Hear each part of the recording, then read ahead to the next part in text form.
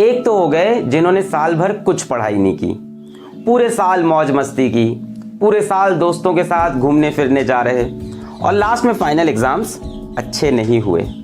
तो चलो ये तो एक्सपेक्टेड था, पर हर साल मेरे पास कई बच्चे ऐसे आते हैं जिन्होंने साल भर जी जान से मेहनत की, दिन रात लग के पढ़ाई की, पूरा सिलेबस तैयार, बढ़िया से रिवाइज्ड, अपने मन में वो श्योर थे कि 95% तो फोड़ देंगे। यही बोलते हो ना तुम लोग कि 95% तो फोड़ देंगे, और फिर भी फाइनल एग्जाम्स अच्छे नहीं हुए। तो डेफिनेटली एग्जामिनेशन डे पे, एग्जामिनेशन हॉल में इनसे कुछ मिस्टेक्स हुई होगी, डेफिनेटली इनकी एग्जामिनेशन स्ट्रैटेजीज इतनी अच्छी नहीं रही होगी, या शायद इनके पास इतना अच्छा माइंड सेटअप ना रहा हो। तो ऐसे ही बढ़िया माइंड सेटअप, कुछ बढ़िया एग्जामिनेशन स्ट्रैटेजीज और कुछ ऐसी मिस्टेक्स जो आपको नहीं करनी है, इसी के बारे में इस वीडियो में हम आपसे बात करेंगे। तो वीडियो को पूरा देखना, तुम्हें बढ़िया बढ़िया एग्जामिनेशन टिप्स मिलेगी जिसको यूज़ करके डेफिनेटली तुम्हारे मार्क्स बूस्ट अप होंगे। तो सबसे पहली बात तो ये है कि एग्जामिनेशन से एक रात पहले बढ़िया से सो के जाओ, 6-7 आवर्स की स्लीप लेकर जाओ। कई बच्चे क्या करते हैं कि पिछली रात पूरी रात पढ़ते हैं कि रात भर जगेंगे, सुबह 5 बजे तक पढ़ेंगे, उसके बाद 2-3 घंटे के लिए सोएंगे, अलार्म लगाएंगे, फिर भागते भागते एग्जामिनेशन सेंटर जाएंगे, पेपर हाथ में आएगा, लिखना स्टार्ट कर, अब कुछ याद ही नहीं आ रहा है। रात भर दिमाग में जो भरा था सब अंदर जाके मिक्स हो गया है, अब दिमाग कंफ्यूज हो गया है। एक स्लीप डिप्राइव्ड ब्रेन की रिकॉलिंग पावर 0 होती है, आप कुछ रिकॉल ही नहीं कर पाओगे, अंदर सब है पर कुछ वापस आएगा ही नहीं। तो कोई भी आंसर आप उतने अच्छे से नहीं लिख पाओगे, अंदर से आप फ्रेश फील नहीं करोगे, अंदर से वो एनर्जी नहीं आएगी, पूरे एग्जामिनेशन में आपको नींद आएगी, एग्जॉस्टेड बिल्कुल भी मत करो। एक रात पहले बढ़िया से नींद लो, स्ट्रेस में नहीं रहना है, टेंशन में नहीं, you have to stay calm, ताकि माइंड बढ़िया काम करे। पता चला आप स्ट्रेस में हो कि मेरा चैप्टर 4 में ये टॉपिक बचा है, चैप्टर 3 में ये रह गया है, मैंने ये वाली स्टोरी नहीं पढ़ी है, और एक रात पहले से या सुबह से लेके एग्जामिनेशन सेंटर तक सिर्फ यही सोच रहे हो पूरे टाइम कि मेरा ये छूटा है, ये छूटा है, ये छूटा है। तो अब आप स्ट्रेस में ना अपनी प्रोडक्टिविटी भी खराब कर दोगे। इसके पीछे एक छोटी सी स्टोरी है, सुन लो। कि एक बार एक टीचर था, वो अपनी क्लास में पहुंचा, एक ग्लास में आधा पानी भर के, ग्लास आधा पानी से भरा था। नहीं वो वाली स्टोरी नहीं है कि ग्लास आधा भरा आधा खाली, नई स्टोरी है। तो अपने क्लास में गया, एक ग्लास में आधे ग्लास में पानी भरा था, और बच्चों से पूछा कि इसका वेट कितना है। तो सम स्टूडेंट से 10 ग्राम्स, किसी ने कहा 100 ग्राम्स, किसी ने कहा 250 ग्राम्स। उसने कहा नहीं, इसका वेट इस बात पे डिपेंड नहीं करता कि इसमें कितना पानी है, इसका वेट इस बात पे डिपेंड करता है कि इसको मैं कितनी देर तक अपने हाथ में पकड़ता हूँ। अगर मैं इस ग्लास को अपने हाथ में 1 मिनट पकड़ूंगा कोई फर्क नहीं पड़ेगा, अगर इसको मैं 10 मिनट पकड़ूंगा हाँ थोड़ी प्रॉब्लम होगी, 1 घंटा पकड़ूंगा हाथ दर्द करने लगेगा, पेन होने लगेगा, और अगर पूरे दिन पकड़ा रहा तो मेरी पूरी बॉडी परेशान हो जाएगी, मुझे लाइफ में कुछ अच्छा नहीं लगेगा, अपनी वाइफ, अपने माँ बाप, अपनी खुशियाँ, अपना स्पोर्ट्स, कुछ नहीं, मुझे सिर्फ यही एक पेन रह जाएगा पूरी लाइफ में, मैं कुछ नहीं कर पाऊंगा। तो यही आपके साथ होगा अगर आप स्ट्रेस को अपने साथ रहने दोगे बहुत लंबे समय तक। यहाँ से लेके आप एग्जामिनेशन सेंटर तक यही सोच रहे हो, सुबह से एग्जामिनेशन सेंटर तक कि ये छूटा ये छूटा, तो आप जो करना चाहते थे, जो अच्छा लिखना चाहते थे, जो पढ़ा हुआ था, वो भी चला जाएगा, है ना। जैसे कुछ बच्चे होते हैं पापा की स्कूटर बैठ के पीछे ऐसे पढ़ रहे हैं, ये सब चीजें टेंशन देती है दिमाग को, स्ट्रेस देती है। एग्जामिनेशन सेंटर पे जाते ही दोस्त आ गए, यार तूने ये पढ़ा, ये बड़ा इंपॉर्टेंट है, यार तूने ये पढ़ा, ये बड़ा इंपॉर्टेंट है, ये तो आ रहा है, ये तो आ रहा है। अरे उसने पेपर थोड़ी ना बनाया है, उसको थोड़ी ना पता है क्या आ रहा है, पेपर ऑलरेडी बन चुका है। दोस्तों के इन सब बहकावे मत आओ लास्ट में, और स्ट्रेस मत लो, तुम्हारी प्रोडक्टिविटी खराब हो जाएगी। अब इसके बाद ट्यूशन सेंटर पहुंचे, और लेट मत पहुंचना कभी भी, लेट पहुंचने से ऑलरेडी स्ट्रेस डेवलप हो जाता है ना। ऑलरेडी सोचो पेपर बढ़ गया, अरे यार मैं तो देर आया हूँ, पहली स्टेप पे गलती, तो टाइम पे पहुंचो। अब आप पहुंचे, आपको पेपर मिल गया, 15 मिनट का रीडिंग टाइम मिलता है। तो मेरा ये फंडा था कि मैं रीडिंग टाइम पे पेपर नहीं पढ़ता था। रीजन सुनो, 2 चीजें हो सकती, या तो पूरा पेपर आता है, तब मैं ओवर कॉन्फिडेंट हो जाता था, ये भी आता है, ये भी आता है, अरे आज तो फोड़ देंगे, आज तो मजा आ जाएगा, और उसके बाद हड़बड़ी में, जल्दबाजी में इधर उधर गलतियां होना स्टार्ट हो जाती हैं। दूसरी चीज क्या, मान लो मेरे को सेक्शन बी का क्वेश्चन 7 का सेकंड पार्ट नहीं आता, और मैंने स्टार्टिंग के 15 मिनट पेपर पढ़ लिया, मुझे पता चल गया मुझे ये नहीं आता, मुझे ये नहीं आता। अब पेपर लिखते वक्त मेरे दिमाग में यही चल रहा है, यार वो तो नहीं आता, अरे यार वो वाला क्वेश्चन तो नहीं आता। यहाँ 98 नंबर का पेपर मुझे आता है, पर वो 2 नंबर का जो नहीं आता ना, उसकी वजह से मेरे दिमाग में वही चीज चल रही है पूरे टाइम, यार वो कैसे होगा, किसी से पूछ लेंगे क्या अगल बगल, बोर्ड में पकड़े गए तो गया पेपर। तो इसलिए नहीं करता था। बाकी आपकी चॉइस है, अगर आप 15 मिनट पेपर पढ़ते भी हो तो उसका इफेक्ट आपके पेपर पे ना पड़े। ना ओवर कॉन्फिडेंट होना कि जल्दबाजी में लिखना स्टार्ट कर दिए, ना ही दुखी हो जाना कि वो एक पार्ट नहीं आता। जब वहां पहुंचेंगे तब देखा जाएगा। अभी 98 नंबर पे ध्यान दो। इसके बाद अगली बात यह है कि क्वेश्चन पढ़ते वक्त अलर्ट रहना। फिर से, क्वेश्चन पढ़ते वक्त अलर्ट रहना। मार्क्स क्वेश्चन के मिलते हैं, आंसर्स के नहीं। बड़ी इंपॉर्टेंट लाइन है, मार्क्स क्वेश्चन के मिलते हैं, आंसर्स के नहीं। आप क्या होता है, क्वेश्चन ध्यान से पढ़ा नहीं, आंसर लिखना स्टार्ट कर देखिए आंसर के नंबर है, नहीं, पहले देखो तो क्या पूछा है। जैसे कई बार क्वेश्चन में लिखा रहता है नॉट, डोंट, और ये वर्ड हमसे छूट जाता है। For example, which of the following is not a conductor of electricity, आपसे नॉट छूट गया। Which of the following is a conductor of electricity, गलत आंसर लिख दिए। Which of the following don't show isomerism, आपने देखा which of the following shows isomerism, है ना। डोंट, नॉट, ये सब छूटता है और आप एकदम, आप तो हड़बड़ी में कि हाँ लिखते जा रहे तो आता है। तो क्वेश्चंस तुम्हारे मार्क्स हैं, आंसर मार्क्स नहीं है। कई बार क्या होता है, क्वेश्चन का सेकंड पार्ट होता है कि ये चीज हुई, लास्ट में फुल स्टॉप लगा के व्हाई, हाउ, एक्सप्लेन, और आपने वो जल्दबाजी में पढ़ा ही नहीं। कई बार होता है घर आके इसका सेकंड पार्ट आता था यार, शिट पढ़ा नहीं मैंने। तो अलर्ट रहो क्वेश्चन पढ़ते वक्त, क्योंकि क्वेश्चन के ही नंबर है। इसके बाद आता है कि आंसर्स कैसे लिखें, कितने लंबे लिखें। तो देखो मैं कई बार बोल चुका हूं, length of answers is directly proportional to number of marks. अब मान लो कोई 1 नंबर का क्वेश्चन है तो उसमें पूरा लिखना तो ना डायरेक्ट ढेर सारा, उसमें छोटा सा ही आंसर लिखना है। कोई 5 नंबर का क्वेश्चन है, डेफिनेटली उसमें लंबा आंसर लिखो, उसमें डायग्राम्स बनाओ, उसमें ग्राफ बनाओ, साइंस के पेपर में, है ना। अब जैसे क्या होता है, कई जगह पूछा गया है कि what do you observe in this, 1 number का है। अब बच्चा बैठ के पूरा पोथी लिख रहा है उसमें। जब एग्जामिनर कह रहा है तुम्हें क्या दिख रहा है, तो जो दिख रहा है वो लिखो ना। What do you observe, what do you observe when ये केमिकल इस केमिकल से मिला, तो अपनी ऑब्जर्वेशन बताओ कि ब्लू कलर दिखा, रेडिश ब्राउन गैस दिखी, खत्म। अब ये नहीं बताना है कि ये रिएक्शन हुआ, ये इसका बैलेंस केमिकल रिएक्शन है इसकी वजह से, नहीं। 1 नंबर क्वेश्चन है, व्हाट डू यू ऑब्जर्व, बता दिया, है ना। कई बार वो एक वर्ड ही चाहिए होता है एग्जामिनर को, आप बैठ के पोथी लिख देते हो 1-1 नंबर में। अच्छा, इससे होता क्या है कि आप 1-1 नंबर के क्वेश्चन में खूब टाइम वेस्ट करते हो। ये लंबे लंबे आंसर, पेपर जब मिलता है ना शुरू में, और जब स्टार्ट करते हैं ना, तो हमको लगता है बहुत बढ़िया लिखेंगे।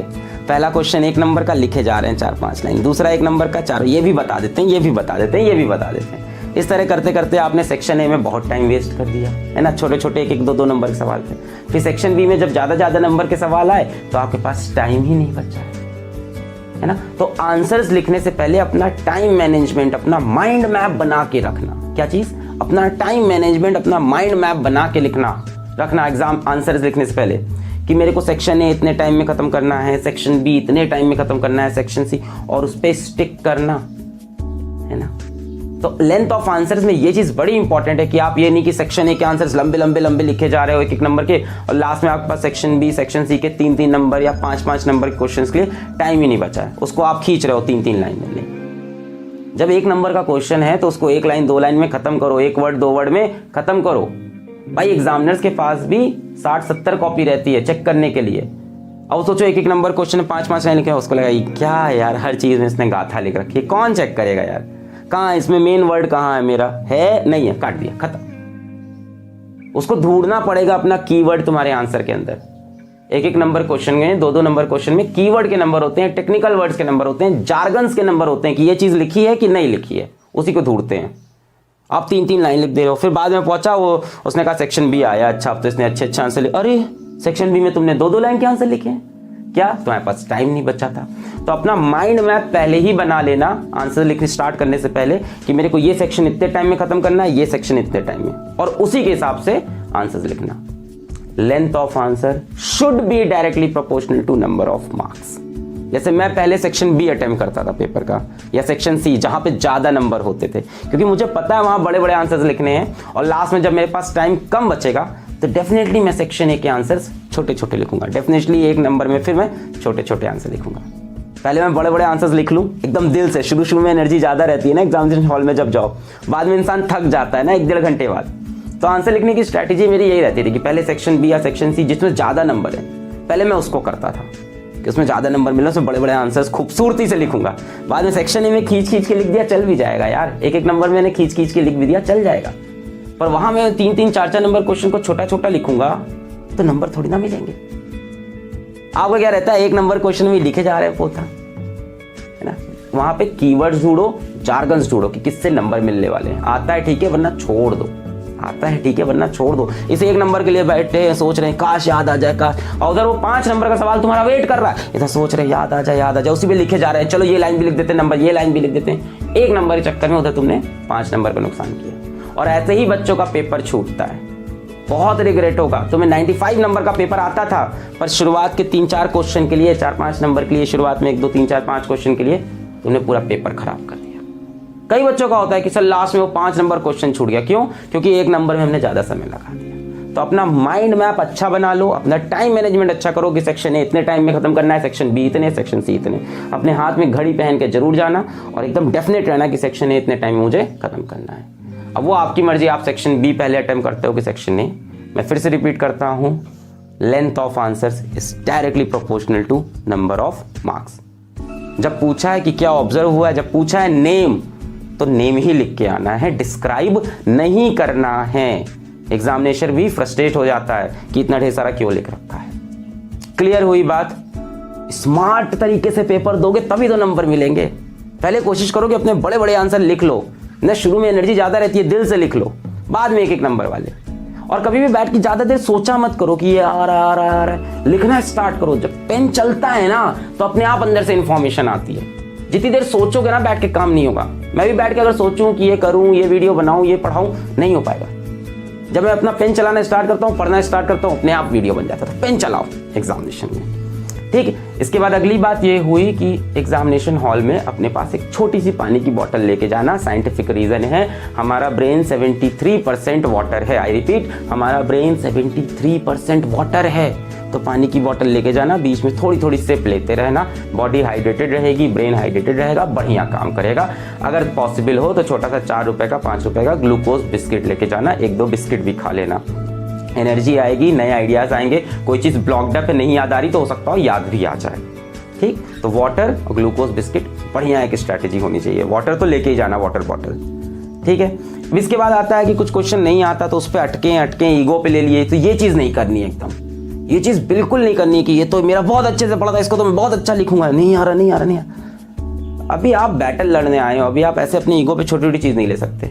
पूरा पेपर आपका वेट कर रहा है। नहीं आता है तो जो बड़े कहते हैं छोड़ दो, जो बड़े लोग कहते हैं नहीं आता है छोड़ दो। अच्छा, हम इसमें एक चीज और ऐड करते हैं, बाद में याद भी आ जाता है। अभी छोड़ दो, जल्दी से आगे बढ़ो। थोड़ी देर बाद आके सोचोगे, नए सिरे से सोचने लगोगे आप। अब जैसे मैथ्स में कोई न्यूमेरिकल है, फिजिक्स में कोई न्यूमेरिकल है, आप पहली बार नहीं कर पाए। केमिस्ट्री में कोई ऑर्गेनिक कन्वर्जन है, पहली बार नहीं आया, दूसरी बार आके सोचोगे ना, माइंड नए डायमेंशन सोचेगा। जब उसी टाइम सोच रहे हो तो माइंड एक ही तरफ चल रहा है, ऐसे क्यों नहीं हो रहा है, ऐसे क्यों नहीं हो रहा है, इसे होना चाहिए, ऐसे पढ़ा था। थोड़ी देर बाद कुछ और क्वेश्चंस करने के बाद जब वापस लौट के आए, अरे यार ये मैंने ऐसे सोचा ही नहीं है, तो इस तरफ से होना था, इसमें तो ये वाला फॉर्मूला लगना था। माइंड फ्रेश हो जाता है। तो उस टाइम पे डेफिनेटली छोड़ दो, पर बाद में लौट कर जरूर आओ। और इसके बाद the most important thing, revise your paper, very important. कई बच्चे क्या होते हैं, पेपर एकदम लास्ट मिनट पे खत्म किया और ले जाके जमा कर दिए। अब तुमको हम बताते हैं क्यों रिवीजन जरूरी है। मान लो तुम्हारे किसी भाई बहन दोस्त यार की शादी है और तुम तैयार हुए, बढ़िया तुमने सूट वूट पहना, बढ़िया चेहरे पे पाउडर वाउडर लगाया, बढ़िया एकदम सेंट वेंट डाल के तैयार। अब क्या तुम चले जाओगे खटाक से? अब तुम जाओगे शीशे के सामने देखने, कहीं कुछ रह तो नहीं गया, कहीं कुछ गलती तो नहीं हुई। सोचो तुम बढ़िया से तैयार हुए थे, यहाँ पाउडर का एकदम बड़ा सा स्पॉट बचा हुआ हो, तुमने जो सूट पहना था पीछे से वो फटा हुआ हो। एग्जैक्टली, तुम्हें लग रहा है सब सही है, बट तुमने रिवाइज नहीं किया है। तुम तो जल्दबाजी में सब लिख के लीजिए सर दे दिया है, और तुमने सारी मेहनत खराब कर दी। हो सकता हो बीच में स्पॉट होल्स हो जो तुम्हें अच्छे से पता हो कि तुम सही कर सकते थे, बट कहीं मिस्टेक हो गया हो, कहीं कोई क्वेश्चन स्किप हो गया हो। कई बार होता है क्वेश्चन 3 के बाद सीधा क्वेश्चन 4 कर दिया, अरे क्वेश्चन 5 कर दिया, 4 छूट गया बीच में। इस तरह की मिस्टेक्स हो जाती हैं, तो रिवीजन बहुत जरूरी है। रिवीजन में अपनी कैलकुलेशन भी चेक करो। जैसे क्या होता है, कई बार हम लोग के पास जैसे मान लो 385 - 25, 385 - 25 को 370 लिख गए। अब रिवीजन में जब आओगे तो ये नहीं कि इसको पढ़ लिया, इसको कैलकुलेट करो। पढ़ोगे तो वापस 370 फिर सही लगता है, वो दिमाग उस टाइम ऐसे ही पागल हो जाता है। 385 - 25 370, हाँ सही है, उसको फिर से कैलकुलेट करो। तो जहां पे भी कैलकुलेशन वाला पार्ट हो उनको रिवीजन के टाइम फिर से चेक करो। रिवीजन करने से डेफिनेटली तुम्हारे नंबर 6 से 7 नंबर डेफिनेटली बढ़ेंगे।